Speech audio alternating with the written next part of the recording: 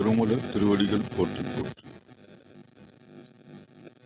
திருமந்திரம் 5ஆம் தந்திரத்தில் முன்னே சொன்ன மாதிரி 20 அத்தியாயங்களை கொண்டுள்ள மந்திரங்களை நாம் சிந்திக்க உள்ளோம். திருமல நாயனார் இந்த 4 தந்திரங்கள் பார்த்தீங்கன்னா பேஸ் தான் கிரியேட் பண்ணியிருக்காரு. 5ஆம் தந்திரம் தான் கோயிலுக்கு என்ட்ரன்ஸ்ல ஸ்டெப்புக்கு வந்திருக்கிற மாதிரி.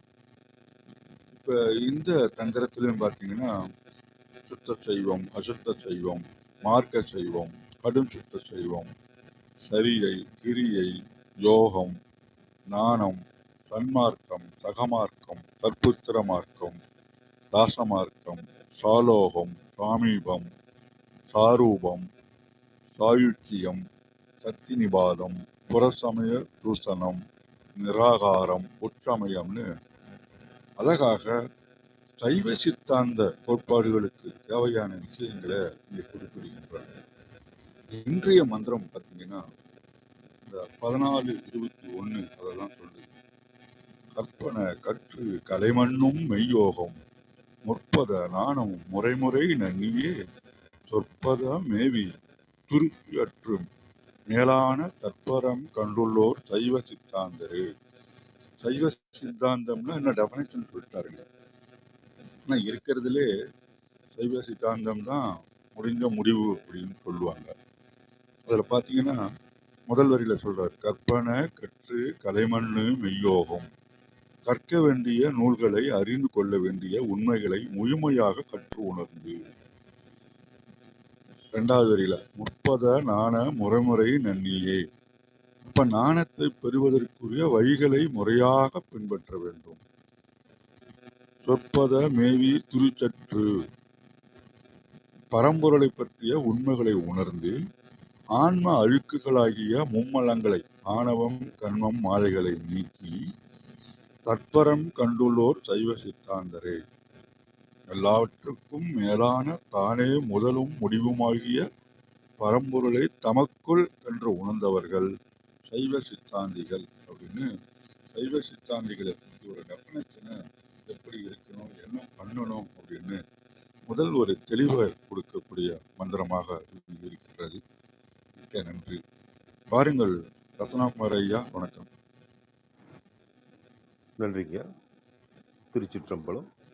திருமூலர் திருவடிகள் போற்றி போற்றி. திருமூலரின் திருமந்திரத்தில் 5ஆம் தந்திரத்தில் பாடல் 1421 பார்த்து கொண்டிருக்கின்றோம். பாடல் ஒழிக்கின்றது. கற்பன கற்று கலை மந்து மெய்யோகம் முற்பது ஞான முறை முறை நன்னியே சொற்பத மேவி துரி சற்று மேலான தற்பரம் கண்டுளோ சைவ சித்தாந்தரை. கற்பன கற்று கலைமண்ணும் மெய்யோகம் முற்பதம் ஞானமுறை முறை நன்னியே சொற்பதம் மேவி துரிசற்று மேலான தற்பரம் கண்டுளோர் சைவ சித்தாந்தரே. இதன் விளக்கமாக சரவணனையா தரத்திலிருந்து, இறைவனை அடைய வேண்டியதற்கு கற்க வேண்டிய கல்விகள் அனைத்தையும் கற்றுக்கொண்டு அதன் மூலம் பெற்ற கலை அறிவின் மிகவும் உன்னதமான உச்சநிலையில் உண்மையான யோகத்தை அறிந்து கொண்டு அந்த அறிவிற்கு முதல் மூல தன்மையாக இருக்கின்ற ஞானத்தை அடைய வேண்டிய முறைகளை அறிந்து கொண்டு அந்த முறைகளை முறைப்படி கடைபிடித்து அதன் மூலம் அந்த ஞானத்தை பெற்றுக்கொண்டு தாம் சொல்லுகின்ற வாக்கில் சத்தியத்தின் தன்மையை கடைபிடித்து தம்மிடம் இருக்கும் அழுக்குகளான மும்மலங்களும் நீங்க பெற்று அனைத்திற்கும் மேலாக தானாகவே இருக்கின்ற பரம்பொருளை தரிசித்து அதை தமக்குள்ளே உணர்ந்து இருப்பவர்களே சைவ சித்தாந்தர்கள் ஆவார்கள். இதன் உட்குறிப்பாக சைவ நெறிமுறைகளின் மூலம் இறைவனை அடைந்தவர்களே சைவ சித்தாந்தர்கள் ஆவார்கள் அப்படின்னு சரவணையா தளத்தில் கொடுத்துருக்கு. தேவரம்.org இதுக்கான விளக்கம் என்னங்கிறத பார்த்து, கற்கத்தக்கவனாகிய சிவாகமங்களை கற்று அவைகளிலே சிறப்பாக பொருந்தியுள்ள பிராசாத யோகத்தின் வழி பிரணவ ஞானத்தை படிமுறையால் பொருந்தி சாலோகம் முதலாக சொல்லப்பட்ட பதமுத்திகளையும் அடைந்து இவை எல்லாவற்றின் விளைவாகவும் அதிதீவிர பரிபாகமும் அதிதீவிர சத்தினி பாதமும் வரப்பெற்று அனைத்து பொருளுக்கும் மேலாய் ஆன்ம வியாபகத்திற்கும் மேலான வியாபகப் பொருளாகிய பரசிவ பொருளை தலைப்பட்டவரே சைவ சித்தாந்திகள் எனப்படுகின்றனர். இதன் குறிப்புரையாக சை சித்தாந்தர் என்றது சித்தாந்த சைவர் என்றவாறு. எனவே சைவாகம நெறிகளின் வழி ஒழுகி அதனால் பதமுத்தி பரமுத்திகளை அடைவதே சித்தாந்த சைவம் என்றதாயிற்று. ஆகவே சித்தாந்த சைவமே மேற்கூறிய சுத்த சைவமாதல் பெறப்பட்டது. மெய்யோகம் என்றது பொருளுணர்வுக்கு காரணமான நாதத்தை உணரும் யோகம் என்றவாறு. முற்பதம் முதற்சொல் பிரணவம். இதனால் சித்தாந்த சைவமாவது இது என்பது கூறப்பட்டது. இது தேவாரம் .org கொடுத்திருக்கிற விளக்கம். அம்மா கௌரி அம்மா வாருங்கள் அம்மா. நன்றிங்க, அருமையான விளக்கங்கள். நன்றி. அனைவருக்கும் அன்பு வணக்கம். ஓம் நந்தியம்பெருமான் திருவடி போற்றி. ஓம் திருமூலர் திருவடி போற்றி. ஓம் நம சிவாய. மந்திரம் 1421. கற்பன கற்று கலைமண்ணும் மெய்யோகம் முற்பத ஞான முறைமுறை நன்னியே சொற்பதம் மேவி துரி சற்று மேலான தற்பரம் கண்டுலோர் சைவ சித்தாந்தரே. Translation: The Saiva Siddhantins are those who have realized the Supreme Being. By learning those that are to be learnt, practicing the real yoga which is with Kala. Approaching system. இது மியூட் பண்ணிக்கோங்க ஐயா, line ஐயா. நன்றி. Approaching systematically the wisdom of the previous state. Uniting with the prized feet, cutting off from the blemishes. அப்படின்னு கொடுத்துருக்காங்க. நம்ம நேற்று சுத்த சைவர்கள் பற்றி பார்த்தோம். அவங்க அசுத்த மாய நிலையிலிருந்து சுத்த மாயைக்கு ஆன்மீக அந்த சுத்த மாயையில் இருக்கும்போது அந்த ஆன்மீக பயிற்சிகள்லாம் பெற்று அப்புறம் பரஞ்சுத்த நிலையில் இறைவனை உணர்ந்ததுனால இறைவனையே பிடித்து அந்த இறைவனை அடைகின்ற நோக்கத்தோடையே போயிட்டு இருக்கிறவங்க தான் சுத்த சைவர்கள் அப்படிங்கிற மாதிரி புரிஞ்சிருந்தோம். இன்னைக்கு சைவ சித்தாந்தர்கள் அப்படின்ற இதில் சொல்றாங்க, கற்பனை கற்று கலைமண்ணும் மெய்யோகம். கற்க வேண்டிய விஷயங்கள், அதாவது இறைவனை அடையணுங்கிற அந்த ஞான நூல்கள், இறைவனை பற்றி ஃபஸ்ட்டு தெரிஞ்சுக்கணும் இறைவன்னா யாருன்னு. அந்த மாதிரி அதை பற்றி நமக்கு தெரிஞ்சிக்க வேண்டிய விஷயங்கள்லாம் ஞான நூல்கள்ல எல்லாம் கற்று, ஏன்னா இந்த இதுலேருந்து போகணுன்ற அந்த முடிவு எப்போ வரும்னா அந்த சுத்த மாயைக்கு நம்ம ஸ்டெப் எடுத்து வைக்கும்போது தான் அந்த நம்ம அசுத்த மாயையிலேருந்து சுத்த மாயைக்கு வரும்போது தான் நம்ம இறைவனை பற்றி தெரிஞ்சுக்கணும்னு அதுக்கான முயற்சிகள்லாம் செய்வோம். அந்த முயற்சிகள்லாம் செஞ்சு ஞான நூல்கள் எல்லாம் நம்ம கற்று கலைமண்ணும் மெய்யோகம். கலைமண்ணும் கலை மண்ணுன்னா மிகுந்த கலை மிகும். மெய்யோகம் உண்மையான யோகம். அதாவது இது கற்று அது கேள்வி ஞானமாகவே இல்லாமல் நம்ம அதை தெரிஞ்சு வச்சிருக்கிறது மட்டும் இல்லாமல் அதை செயலுக்கும் கொண்டு வரணும்.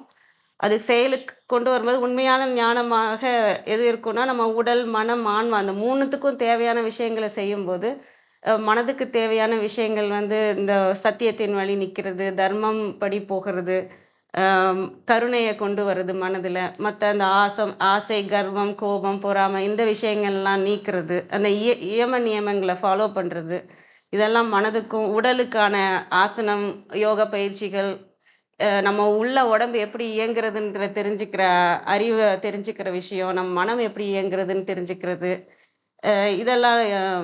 இதெல்லாம் செய்து நம்ம ஆன்மாவை நோக்கி நம்மளை திருப்புற விஷயங்கள் எல்லாமே செய்கிறது தான் மெய்யோகம். அந்த மெய்யோகத்துலேயும் நம்ம அந்த பயிற்சிகள்லையும் அந்த மனதையும் சுத்தம் செய்கிற கற்ற விஷயங்களை செயல்படுத்துகிற நிலையிலையும் இருந்து முற்பத ஞானம் முறைமுறை நன்னியே. முற்பத ஞானம்னா முந்தைய நிலைகள் ஞானத்துக்கான முந்தைய நிலைகள்லாம் சரியான முறையில் கற்று, முந்தைய நிலைகள்னா சரியை கிரியை யோகம். சரியையில் என்ன ஆகும், நல்ல மனம் நல்லதாகும், மனம் தெளிவாகும், அதில் பக்தியால் நிரப்பியிருப்போம், இல்லைன்னா அன்பால் நிரப்பியிருப்போம், கருணையால் நிரப்பியிருப்போம். அப்போ வந்து மனம் தெளிவடையும். கிரியை பண்ணும்போது உடலும் மனமும் சேர்ந்து நம்ம செய்கிற செயலால் நம்ம அறிவு தெளிவடையும்.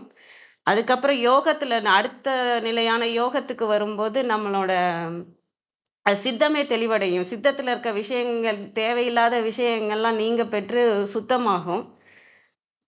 அந்த மனம், புத்தி, சித்தம் இந்த மூணும் நம்ம சரி செய்து ஞான நிலைக்கு முறையாக எந்த முறையில் வரணுமோ அந்த முறையில் இந்த மனதையும் புத்தியும் ஒன்றா சரியான முறையில் அதை சரி செய்து அதை அணுகி அதை அடையணும் அப்படின்ற விஷயத்தையும் செஞ்சு சொற்பதம் மேவி துரிசற்று மேலான சொற்பதம்ங்கிறது இறைவனோட திருவடின்னு சொல்லிடலாம்.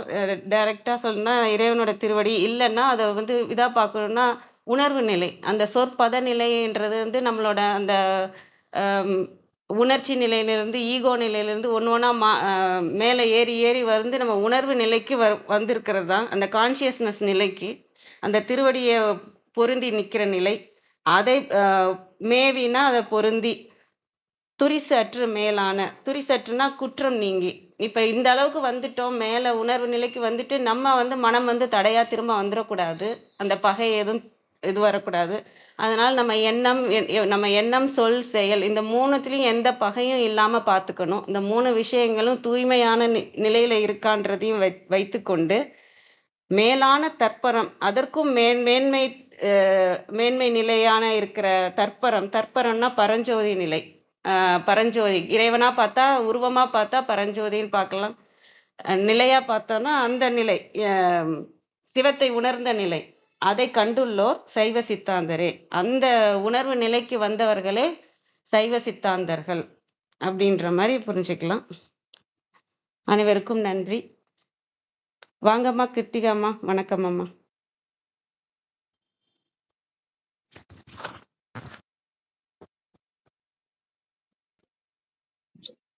நன்றி.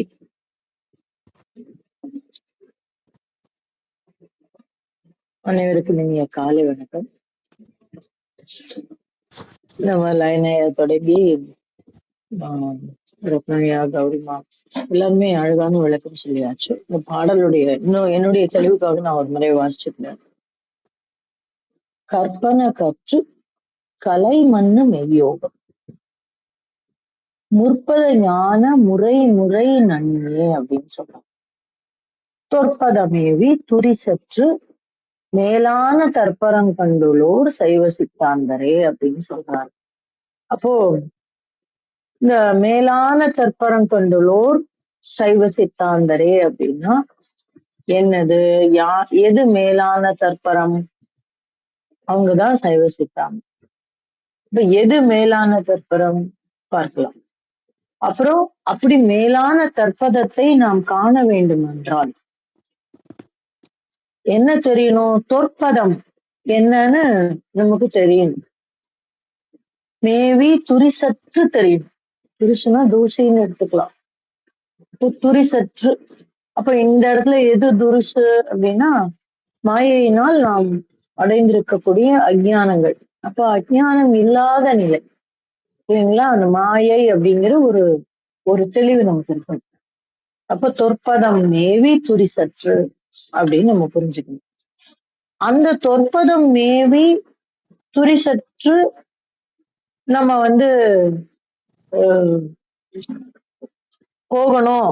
அந்த எந்த ஒரு இடையீடு இல்லாமலும் எந்த ஒரு தயக்கம் இல்லாமலும் மாயா வினோதங்கள் இல்லாம நம்ம சொல்லுவோம். எல்லாருக்கும் இந்த மாயா வினோதம் எல்லா லெவல்லையும் இருக்கும். நார்மலா நம்ம ஒரு சாதாரண சின்ன குழந்தை எப்படி சொல்லுவோமோ அந்த மாதிரி நம்ம கூட நம்ம பெரிய ஆளு இல்ல நம்ம அது இது இல்ல நம்ம தான் ரொம்ப கஷ்டப்படுறோம், இது எல்லாமே மாயம். அதுக்கப்புறம் கொஞ்சம் தெளிஞ்சு வரும்போது தேவி என்னோட பேசுறா, நான் தேவியை பார்த்தேன், இதுவும் கூட ஒரு விதத்துல மாயம்தான்.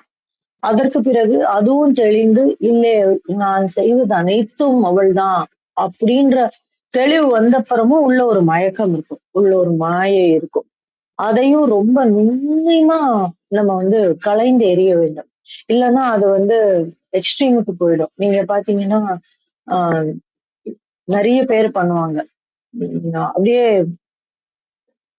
நம்ம இந்த ஷோடசோபசாரம்னு பூஜையில பண்ணுவோம். மானசீகமாக செய்யும்போது தேவியை அழைக்கிறது, உட்கார வைக்கிறது, இது எல்லாமே நம்ம மனதை நம்ம ஒருமுகப்படுத்தக்கூடிய செயல் தான். ஆனா ஒரு சிலர் இதை டைரக்டாவே பண்ணுவாங்க. நான் பார்த்திருக்கேன். என்னமோ அப்படியே தேவி எதுக்கு வருவாங்க, உட்காருவாங்க. நான் இல்லைன்னா நான் சொல்ல மாட்டேன். நம்ம மனசு தோணும், அதுவும் மாயைதான், அதுவும் மாயைதான். ஏன்னால் உருவமற்ற நம்ம நேற்று பார்த்தோம், சத்தும் சித்தும் சதசித்தும்னு பார்த்தோம். அப்படி இருக்கக்கூடிய அந்த விஷயத்துக்கு நம்ம உருவம் கொடுக்குறோம். உருவம் கொடுக்கும் போதே அந்த நம்ம மனசு வந்துருச்சு, மாயை வந்துருச்சு. அப்போ இத கேட்டா எல்லாருக்கும் கோவம் வரும். அது என்ன அப்படி சொல்றீங்க? நான் தேவியை பார்த்தேன், நான் சிவத்தை பார்த்தேன், விஷ்ணுவை பார்த்தேன். எங்க குரூப்ல ஒருத்தங்க இருக்கிறாங்க, விஷ்ணு சோசர்நாமம். அவர் அவ்வளோ ஒரு நாளைக்கு நீங்க நம்ப மாட்டீங்க, கிட்டத்தட்ட 17 முறை விஷ்ணு சஹஸ்ரநாமம் சொல்றாரு. 17 முறை விஷ்ணு சஹஸ்ரநாமம். ஒரு சிம்பிள் கணக்கு வச்சுக்கோங்க. மொத்த விஷ்ணு சஹஸ்ரநாமம் வேகமா சொன்னா கூட 20 நிமிஷம் ஆகும். அந்த 20 நிமிஷத்துல ஓகே, முன்னாடி இருக்கக்கூடிய அந்த தியானமும் பலஸ்ருதியும் விட்டீங்கன்னா நாம மாத்திரமே சொல்றதுக்கு கிட்டத்தட்ட 12 நிமிஷம் ஆகும். அப்புறம் அப்ப 17 முறை சொல்றாருன்னா அவர் எவ்வளவு டெடிகேட்டடா உட்கார்ந்து சொல்லிட்டே இருக்காரு. அவர் நான் பிரத்யட்சமா பகவானோட விஸ்வரூப தரிசனம் பார்த்தேன் அப்படின்னு சொல்லுவாங்க. நம்பதான் வேணும், எல்லாரும் நம்புறோம். ஆனா அந்த இடத்துலயும் ஒரு சின்ன மாயை இருக்கு, அது நமக்கு தெரியணும். இப்ப நான் பேசுறேன், அப்போ அந்த இடத்துலயும் ஒரு மாயை இருக்கும். நான் திருமூலர் சொல்றாரு அப்படின்னா திருமூலர் நேர்ல நின்று எனக்கு மைக் வச்சா சொல்லி கொடுக்குறாரு அப்படின்னா, என்னுடைய சிந்தையில் நின்று சொல்லக்கூடிய அந்த பிரபஞ்ச பெயராற்றலை நாம் தொட்டு இருக்கிறோம் அப்படிங்கிற உணர்வு. இந்த இடத்துலயும் ஒரு தெளிவு இருக்கணும், நானா சொல்லல அப்படின்ற அந்த அந்த அந்த மோடு சேஞ்சுன்னு அது புரியணும் நமக்கு. அப்போ இதெல்லாம் தான் துரிசு. அப்போ இந்த துரிசு இல்லாம தொற்பதம், தொன்மையான பதம், அதாவது பத ஞானம், பசி ஞானம், பசு பதி அப்படின்னு சொல்றோம். அந்த பதி ஞானம் தான் இந்த தொற்பதம். அந்த தொற்பதம் மேவி அங்க அங்க காலடிக்கு போயிடணும். துரிசற்று இந்த மாயா வினோதங்கள் அற்று மேலான தற்பரம் கண்டுள்ளோர் அப்படின்னா அதுதான் அந்த அந்த மேலான தற்பரம். என்னது? போன பாட்டுல சொன்னாரு அவரு, சத்தும் அசத்தும் சதசித்தும் சதசத்தும் தான் கண்டு அப்படின்னு சொன்னாரு. அதுக்கப்புறம் சித்தும் அசித்தும் சேர்வுராமே நேத்து, அது அந்த இடத்துல இந்த தான் கண்டு அப்படிங்கிற அந்த இடத்துல இந்த அது என்ன நிலை, அது என்ன தற்பர நிலை அப்படிங்கிறத முன்னாடி பாட்டுல அவர் சொல்லி முடிச்சுட்டாரு. அப்ப அந்த இடத்த நம்ம போய் ஃபில் பண்ணிக்கணும். அது போல அப்படிங்கிற மாதிரி நம்ம இந்த இடத்துல இந்த போன பாடலை ஃபில் பண்ணிக்கணும். சுத்தம் அசுத்தம் தோய்வுராமே நின்று நித்தம் பரசுத்த சைவர்க்கு நெய்யுமே, அந்த அறிவை தற்பரம், அதுதான் அந்த தற்பரம். அப்ப அந்த தற்பரம்ங்கிற வார்த்தைக்கு போன பாடல் தான் பொருள். கண்டலோர் சைவ சித்தாந்தரே, அப்படி அது அந்த மாதிரி துரிசற்று அவனுடைய பதத்தை மேவி நம்ம தற்பரம் காண வேண்டுமென்றால் என்ன பண்ணணும்? கற்பனை கற்று கலை மண்ணு மெய்யோகம் முற்பத ஞான முறை நன்னியே அப்படின்றார். அப்ப திருப்பி பண்ணணும். முறை நன்னியே, நன்னுதல்னா மேவுதல், பிராக்டிஸ் பண்றது, விரும்புதல் அப்படின்னு எடுத்துக்கலாம். அப்போ முறை நன்னியன்னா மீண்டும் மீண்டும் பெரு விருப்பத்தோடு, அதுவே நம்முடைய மொத்த விளைவாக பதஞானம் பிடிச்சுக்கணும் நம்ம. அதுக்கு என்ன பண்ணணும்? கற்பனை கற்று கலை மண்ணு யோகம். அப்ப இந்த உடல் ஒத்துழைக்கணும். இந்த உடல் ஒத்துழைக்கிறதுக்கு நமக்கு தெரிந்த அந்த வழிமுறைகளை அந்த அந்த ஆகமங்கள் சொல்லி இருக்கக்கூடிய, சைவாகமங்கள் சொல்லி இருக்கக்கூடிய சிவாகமங்கள், சாக்தாகமங்கள், இந்த இடத்துல நம்ம சைவத்தை எடுத்திருக்கோம். நான் ஏற்கனவே சொன்னேன், ஏன்னா அது பிரிச்சு அத்தனை விஷயத்தையும் நமக்கு சொல்லி கொடுத்துருக்கு. அதனால it's an easy frame work. நம்மளால ரொம்ப அழகா நம்மளால அந்த ஏணியை பிடிச்சு மேல ஏற முடியும். அதனால அவர் எடுக்கிறாரு பின்னாடி. நான் அறு சமயம் அத்தனையும் சமயங்களும் ஒண்ணுன்னு சொல்லுவாரு முன்னாடி வரக்கூடிய இடத்துல. அப்போ இந்த இடத்துல நம்ம என்ன புரிஞ்சுக்கணும்னா any framework is okay அப்படின்னும் கூட நம்ம புரிஞ்சுக்கலாம். அப்போ கற்பனை கற்று கலை மண்ணு மெய் யோகம், அதுதான் யோகம் தான். அதுக்கு உடல் மனம் எல்லாமே சேர்ந்து இயங்க வேண்டும். நம்ம இப்ப யோகா பண்றோம், ஒரு சிலர் யோகா பண்ணுவாங்க. யோகா பண்ணும்போது அது எங்கேயோ இருக்கும், உடல் எங்கேயோ இருக்கும், மனம் எங்கேயோ இருக்கும். இந்த ஜூம்பான்னு ஒண்ணு பண்ணுவாங்க. அது என்னன்னா உடலும் மனமும் அந்த இசையும் சேர்ந்து இயங்கக்கூடிய ஒரு விஷயம். அந்த மாதிரிதான் இந்த யோகா பண்ணும்போது நம்ம உடம்புல அந்த இடத்துல மூச்சு எல்லாமே சேர்ந்து இருக்கணும். அப்ப அதே மாதிரி யோகா பண்ணும்போது நம்ம அந்த மூச்சு, உடல், மனம், இயக்கம் எல்லாம் ஒண்ணு போல இருக்கணும். அதே மாதிரி இது மனதிற்கு, இது உடலுக்கு உண்டானது. மனதிற்கு உண்டான மெய்யோகமும் என்ன வேணும்? கற்பனை கற்று அதை கற்றுக்கொள்ள வேண்டும். எது கற்பனை? நமக்கு இந்த உலகத்திலே விதித்திருக்கக்கூடிய அனைத்து விஷயங்களையும் அது எப்படிங்க எல்லாத்தையும் போய் கற்றுக்கொள்ள முடியும்? ஒரு திருமந்திரம் கத்துக்கிறதுக்கே எனக்கு 3000 சொச்சம் பாடலை கத்துக்கிறதுக்கு 3000 நாள் வேண்டியிருக்கு. நான் எப்படி எல்லாத்தையும் கத்துக்கிறது அப்படின்னா வேண்டாம். கற்பனை கற்று நமக்கு எது வாய்ப்பு இருக்கிறதோ அது ஒரு நூலை ஒழுங்கா கற்றுக்கொண்டால் போதும். அது எல்லா நூலுக்கும் உண்டான வாயில்களை நமக்கு திறந்து காட்டும். இப்ப திருமந்திரத்தை ஒன்ன தொட்டா போது நம்ம முழுசா உள்வாங்கினா திருக்குறள் 1000 குறளும் 1000 சொச்சம் குறளும் அப்படியே விளங்கும். அதனுடைய பார்வை விளங்கும்.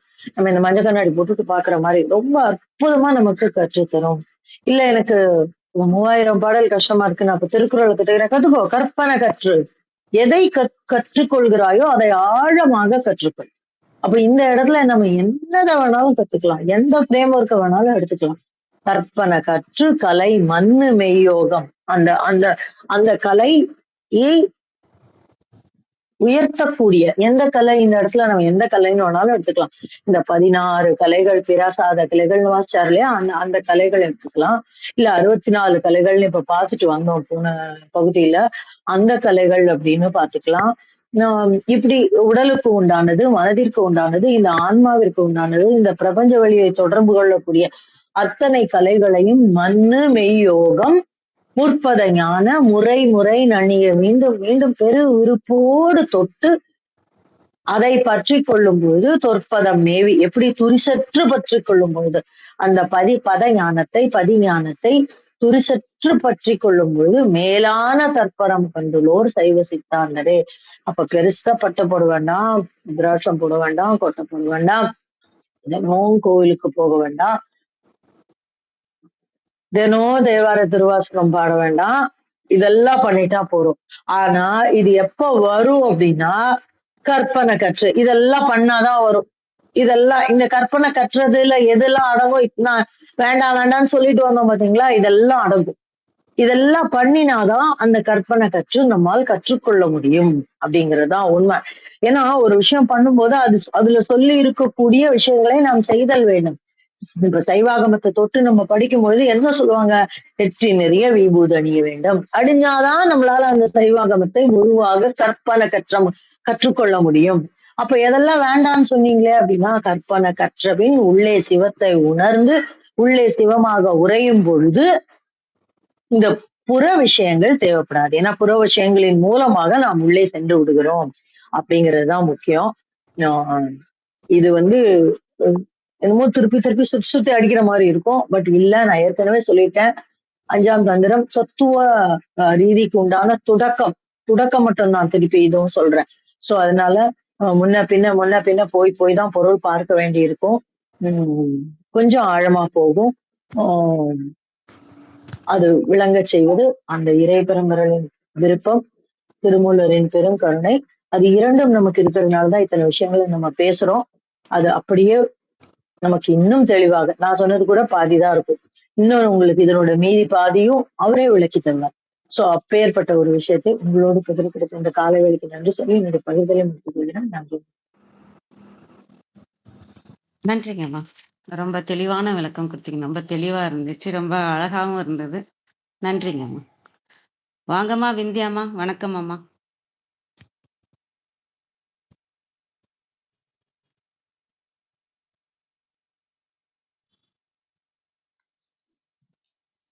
அனைவருக்கும் வணக்கம். ஓம் சிவசக்தி போற்றி, ஓம் திருமூலரே போற்றி. 1421வது திருமந்திரம். சிவனை அறியும் சித்தாந்தம். கற்பன கற்று கலைமன்னு மெய்யோகம். முற்பத ஞான முறைமுறை நன்னியே. தொற்பத மேவி துரிசற்று மேலான தற்பரம் கண்டுளோர் சைவ சித்தாந்தரே. கற்பன கற்று கலைமன்னு மெய்யோகம். கற்க வேண்டிய ஞான நூல்களை கற்றறிந்து 16 சந்திர கலைகள் பொருந்திய உண்மையான மேலான சிவயோகம் முதலான பத ஞானங்களை முறைப்படி அடையப் பெற்று முற்பத ஞான முறை நன்னியே. தொற்பத மேவி துரிசற்று சமாதி நிலை கைகூடப் பெற்று மல மயக்கங்கள் நீங்கப் பெற்று மேலான தற்பரம் கண்டுளோர் சைவ சித்தாந்தரே. மேன்மை தருவதான சிவ பரம்பொருளை உள்ளத்துள்ளே கண்டு உணர்ந்தவர்களே சைவ சித்தாந்திகள் என தக்கவராவர். மன்னுதல் பொருந்துதல் முற்பத ஞானம் பிரணவ பொருளறியும் மெய்ஞானம் நன்னி அடைந்து. தொற்பதம் தொல்பதம் சமாதி நிலை தானற்று தன்னை இறை உடைமையாக நினைத்து அதில் திளைத்திருக்கும் தவயோக நிலை. மேவி கைவரப் பெற்று. துரிசு அழுக்கு மனமாயை ஆணவ மலம் முதலான மலங்கள். தற்பரம் சிவ பரம்பொருள். சித்தாந்தம் நெறிமுறை கூறும் நூல். கழக வெளியீட்டில் திருமுறை மெய்கண்ட நூல்களாகிய மெய்யுணர்வு நூல்களை திருவருள் சேர் நல்லாசான்பால் கற்று அக்கல்வி பேற்றான் எய்தக்கூடிய மெய்ப்பொருள் சேர்க்கையாம் சிவயோகத்துக்கு முன்னிலை சீலம் நோன்பு எனப்படுவன. அவை இரண்டன் உணர்வும் பயில பயில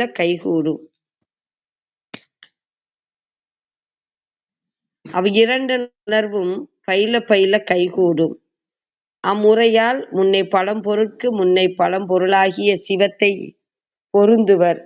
அதனால் மல மாயா கன்மங்களாகிய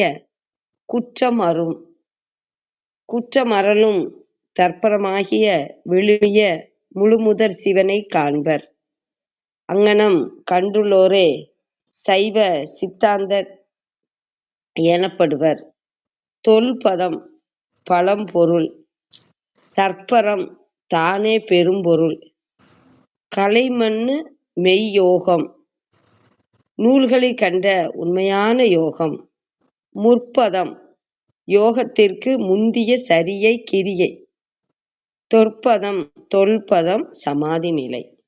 அனைவருக்கும் நன்றி, வணக்கம். சிவசிவ. திருச்சிற்றம்பலம்.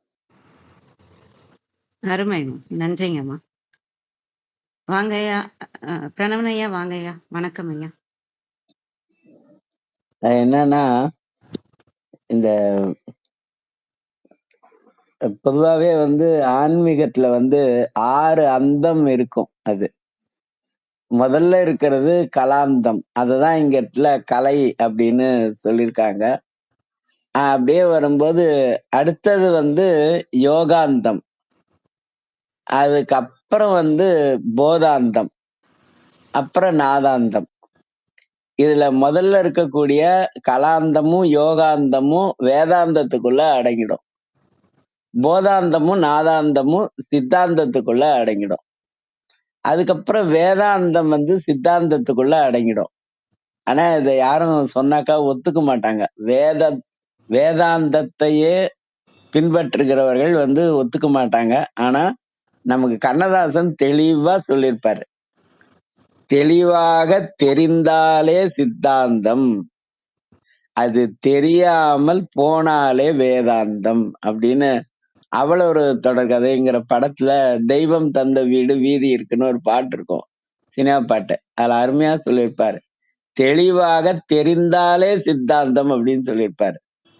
சித்தாந்தம் என்பது, அது குறிப்பா சைவ சித்தாந்தத்துல நீங்க எந்த கேள்வியை கேட்டாலும் எல்லா கேள்விக்கும் அதுல விடை இருக்கும்.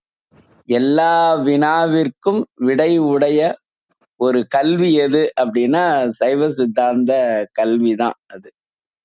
அந்த சைவ சித்தாந்த கல்வியை கற்றுக்கொள்வது, அதுதான் கற்பனை கற்று அப்படிங்கிறது.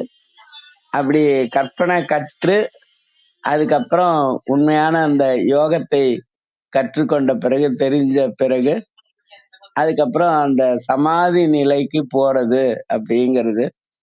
இதுல கிருத்திகா சொன்ன மாதிரி 2 திருக்குறளை நம்ம வந்து நீங்க அப்புறமா நேரம் இருக்கும்போது படிச்சு பாருங்க. ஒண்ணு கடவுள் வாழ்த்துல 2வது திருக்குறள், கற்ற அதனால். ஆனா நம்ம படிக்கும்போது ஜென்ரலா கற்றதனால்னு படிச்சிடுறோம். ஆனா அப்படி படிக்கக்கூடாது. கற்ற அதனால். கற்ற அதனால் அப்படின்னா அந்த அறிவினால் அப்படின்னு அர்த்தம். கற்ற அதனால் ஆய பயன். அதனால என்ன பயன் என்ன? அதான் திருவள்ளுவர் போட்ட முதல் கேள்விக்குறி. கற்றதனால் ஆய பயன் என்? நன்மை தரக்கூடிய திருவடிகளை தொழ வேண்டும். அப்படி தொழாமல் போனால் கற்றதுனால என்ன பிரயோஜனம் அப்படின்னு கேட்டிருப்பாரு. அப்புறம் 36வது அதிகாரம், நான் எப்பவுமே சொல்றது என்னன்னா 36வது அதிகாரம் திருக்குறள்ல அது முழுக்க முழுக்க சைவ சித்தாந்தத்தை ஒட்டிதான் இருக்கும். ஏன்னா நமக்கு தத்துவமும் 36. அந்த 36 தத்துவத்தை கடந்தாதான் சித்தி நிலை, சிவநிலை இதெல்லாம் அடைய முடியும். அதனால தத்துவம் 36, திருக்குறள்ல 36வது அதிகாரம் மெய் உணர்தல் அப்படிங்கிறது. இந்த மெய் உணர்தல்ல ஒரு திருக்குறள் சொல்லுவாருங்க, அருமையான ஒரு திருக்குறள். கற்று படிச்சு ஈண்டு இங்கு கற்றீண்டு மெய்ப்பொருள் கண்டார். அந்த கற்றதனால் மெய்ப்பொருளை உணர்ந்து கொண்டவர்கள் தலைப்படுவர், முயற்சி செய்வார்கள். மற்ற ஈண்டு வாரா நெறி, மீண்டும் பிறக்காமல் இருப்பதற்கான முயற்சியை செய்வார்கள். கற்று ஈண்டு மெய்ப்பொருள் கண்டார் தலைப்படுவர், மற்ற ஈண்டு வாரா நெறி. இத நானும் ரத்னாசாரம் அடிக்கடி படிச்சிருக்கோம் இந்த திருக்குறளை. அதனால கற்றதன் பயன் என்ன அப்படின்னா, ஒண்ணு மெய்ப்பொருளை உணர்தல். கண்டு அப்படின்னா இந்த இடத்துல உணர்தல், மெய்ப்பொருளை உணர்தல். அது வந்து இனிஷியல், தொடக்க நிலை. ஆனா இதோட ஃபைனல் அப்படின்னு சொல்றோம்ல, நிறைநிலை, நிறைவான நிலை என்ன அப்படின்னா, மீண்டும் பிறக்காமல் இருப்பது. மற்ற ஈண்டு வாரா நெறி, மீண்டும் இங்கு நம்ம பிறக்க கூடாது அப்படிங்கிற அந்த நிலையை நாம் விரும்புதல். தலைப்படுவர், அதற்காக முயற்சி செய்தல் அப்படிங்கிறது. அதுக்காக தான் கற்பனை கற்று அப்படின்னு சொன்னாரு. அப்படி கற்பனை கற்ற பிறகு இந்த சமாதி நிலை அப்படின்னா என்ன அர்த்தம்னா, அடங்கி இருத்தல். அதாவது என்னன்னா, நம்ம அடக்கமா இருக்கிறது நமக்கு நல்லதுங்க. நம்ம அடக்கமா இல்லைன்னா அப்படி ஏதோ இடத்துல போய் அடக்கம் ஆயிடும், அது மாதிரி ஆயிடும். அதனாலதான் திருக்குறள்ல 13வது அதிகாரம் வந்து அடக்கமுடைமை அப்படிங்கிறது. அது மாதிரி வந்து அந்த அடக்கமுடைமை முழுக்க முழுக்க அந்த சைவ சித்தாந்தத்துக்குள்ள வந்துரும், படிச்சு பார்த்தீங்கன்னா தெரியும். அதனால நம்ம வந்து கற்று ஈண்டு மெய்ப்பொருள் காண்போம், அதுக்கப்புறம் தலைப்படுவோம் மீண்டும் பிறவா நெறியை பெறுவதற்கு. அதுக்குதான் இந்த சைவ சித்தாந்தம்ங்கிறது. அதே மாதிரி சித்தாந்தம் அப்படின்னாலே என்ன அர்த்தம்னா, சிந்தித்ததன் முடிவு அப்படின்னு அர்த்தம். வேதாந்தம்னா வேதத்தினுடைய முடிவு தான் வேதாந்தம். ஆனா சித்தாந்தம் அப்படின்னா சிந்தித்ததன் முடிவு அப்படிங்கிறது. அவங்கவங்க சிந்திக்கும் போது அவங்கவுங்களுக்கு ஒரு முடிவு வரும், அதுதான் சித்தாந்தம் அப்படிங்கிறது. சைவத்தின் அடிப்படையில சிந்திக்கும் போது நம்ம எட்டக்கூடிய ஒரு முடிவு தான் சைவ சித்தாந்தம் அப்படிங்கிறது. அது மிக உயர்ந்த நெறி. அது அது வந்து நம்ம அதை கொஞ்சம் பயிற்சி பண்ணி படிச்சு அதன் வழி நம்முடைய வாழ்க்கை வந்து அமையுமானால் உண்மையிலேயே வந்து வாழ்க்கை எளிமையாவும் இருக்கும், அருமையாவும் இருக்கும், மகிழ்ச்சியாவும் இருக்கும். நன்றி. நன்றிங்க ஐயா. நல்ல விளக்கங்கள் கொடுத்தீங்க. வேதாந்தம், சித்தாந்தம் அதுக்கான எடுத்துக்காட்டு, அப்புறம் திருக்குறள் விளக்கம் அனைத்தும் அருமை ஐயா. உங்க அறிவுரைக்கும் நன்றி. வேற எதுவும் கருத்து இருந்தாலும் சொல்லலாம், கேள்வி இருந்தாலும் கேட்கலாம்.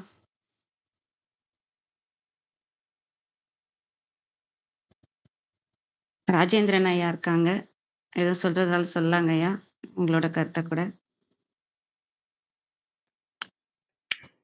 அனைவருக்கும் வணக்கம். விந்தியூரி பேசுறேன். மனமாயை, அதற்கு விளக்கம் தேவைங்கய்யா. சரிங்க. மனமாயை, மனசுல உண்டாகக்கூடிய மாயை தாங்க மனமாயை அப்படிங்கிறது. இதுக்கு ஒரு சின்ன உதாரணம் சொன்னா உங்களுக்கு புரிஞ்சிருக்கும். எப்படின்னா, நீங்க ஒரு 15 வயசுல ஒரு கம்மல் வாங்குவீங்க. அந்த கம்மல் வாங்கும்போது உங்களுக்கு ரொம்ப மகிழ்ச்சியா இருக்கும். எல்லாரும் அதை பார்க்கணும்னு வேற நீங்க விரும்புவீங்க இல்லைங்களா? அதுக்காகவே அப்படி அந்த பக்கம் இந்த பக்கமும் நடந்து நடந்து போவோம். ஆனா ஒரு 30 வயசு ஆகும்போது அந்த கம்மல் நம்ம மனசுல சலிப்படைஞ்சு மறுபடியும் வேற மாடல் வாங்குறோம் பாருங்க. அப்ப மாத்திக்கிட்டே இருக்கணும் பாத்தீங்களா? அதுக்கு பேரு தான் மாயை அப்படிங்கிறது. அடுத்தது எது உங்களை மயக்குகிறதோ அது மாயை. அதுதான் அந்த மயக்கமே மனசுல தானங்க வரும். அப்படி வரதால் தான் அதுக்கு பேரு மனமாயை அப்படிங்கிறது. அது என்னன்னா மனம் சார்ந்த மாயை அப்படின்னு அர்த்தம். நீங்க இலக்கணத்துல பாக்குறதா இருந்தா மனதை சார்ந்த மாயை, 2ஆம் வேற்றுமை தொகை விந்திய கௌரி அம்மா, அதுதான் மனமாயை அப்படின்னு அர்த்தம். நன்றிங்க ஐயா, தெளிவான விளக்கமா இருந்தது. நன்றிங்க.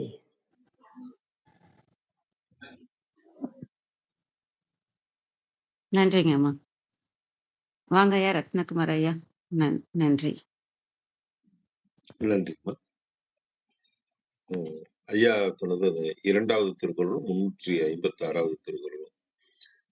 ஐயா கிட்ட பேசிட்டு இருக்கும்போது இந்த மாதிரி சில இதெல்லாம் சொல்லுவாரு, நாம அதை குறிச்சு வச்சுக்கணும். மறுபடியும் கரெக்டா அவர்கிட்ட நிறைய பேசிட்டு இருக்கும்போது இந்த மாதிரி லிங்க் பண்ணி சொல்லுவாரு. அப்புறம் நாம ஒரு தடவை இந்த மாதிரி வேற ஒரு விஷயத்துக்காக பேசும்போது சொன்னாரு. மறுபடியும் அதுக்கப்புறம் அவர்கிட்ட கேட்டா நீங்களே ஞாபகம் இல்லைங்களே அப்படின்ட்டு. அவர் ஒரு ஃப்ளோல சொல்லிக்கிட்டே இருப்பாரு. நம்ம அதை வேணும்னா நம்ம அதை குறிச்சு வச்சுக்கணும். அது மாதிரி 2வது திருக்குறள் 356வது திருக்குறள். ஒரு பேப்பர் பேனாவோட தான் அவர்கிட்ட பேசும்போது உட்காந்து. நன்றி நன்றி. நிறைவு செய்து கொள்வோம். யான் பெற்ற இன்பம் பெருகை வையகம், வான் பற்றி நின்ற ஒரு நிமிஷம் ரத்னாய, ஒரு நிமிஷம். அந்த குறள் கையில எடுத்துட்டா இன்னும் ஒரு முறை சொல்லிடுங்களேன். சொல்றாங்க, நானே சொல்றேன். அப்ப எனக்கு மறக்காம இருக்கும். கற்று ஈண்டு மெய்ப்பொருள் கண்டார் தலைப்படுவர் மற்றீண்டு வாரா நெறி. 356 சார்? 356 அப்படி குறிச்சுக்கோங்க. குறிச்சுட்டு நீங்க பாருங்க. நன்றி ஐயா. அதான் இன்னும் ஒரு முறை கேட்கறது இன்னும் நல்லா இருந்தது. நன்றி. நீங்க எத்தனை தடவை சொல்லி பார்த்தாலும் ரொம்ப மனசுக்கு ஒரு இதுவா இருக்கும். நீங்க படிச்சுட்டு சொல்லி சொல்லி பாருங்க. நன்றி. ஐயா சொன்ன மாதிரி இந்த 2வது திருக்குறளை சொல்லிட்டு கற்றதனால் ஆய பயனின் அப்படின்னு சொல்லிட்டு அடுத்தது கற்று என்று வைப்போம் சொல்லும் போது அதற்கான விளக்கமே வேற மாதிரி ஒரு கிடைக்கிற மாதிரி ஒரு ஃபீல் கிடைக்குது. நன்றிங்க நன்றிங்க.